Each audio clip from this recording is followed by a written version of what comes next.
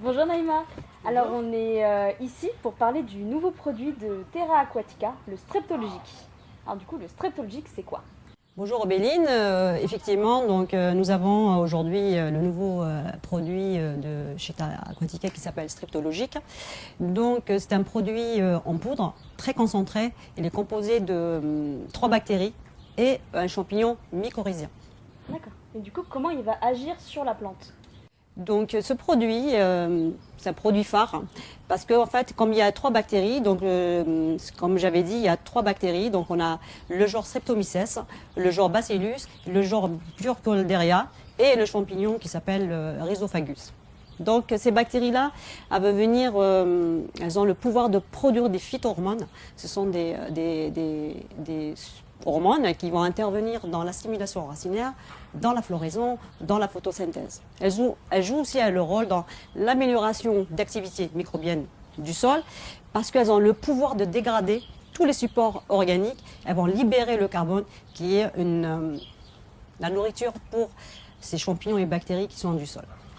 Il y a aussi un rôle très important, c'est elles sont capables de produire une substance qui s'appelle sidérophore, qui vont y aller chercher le fer qui n'est pas soluble, elles vont le faire sous forme de fer chélaté qui sont biodisponibles, donc la forme accessible pour la plante. Et du coup, comment tu vas l'utiliser sur la plante? Oui, on peut l'utiliser déjà, nous, dans notre domaine en hydroponie. Donc, on peut l'utiliser dans la solution nutritive, donc à un dosage très très faible, parce que comme j'avais dit tout à l'heure, c'est un produit extrêmement concentré.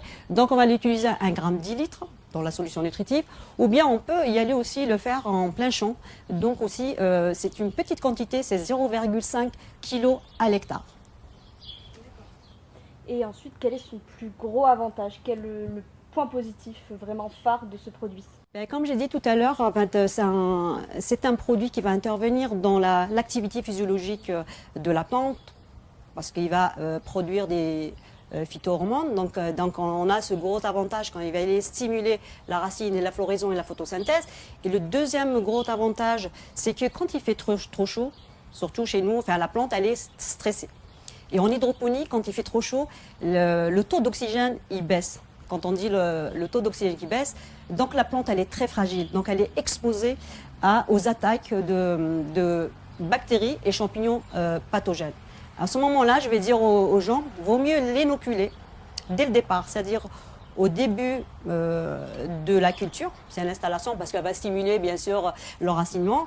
Et donc on aura le temps, cette bactérie et le champignon, il va se fructifier.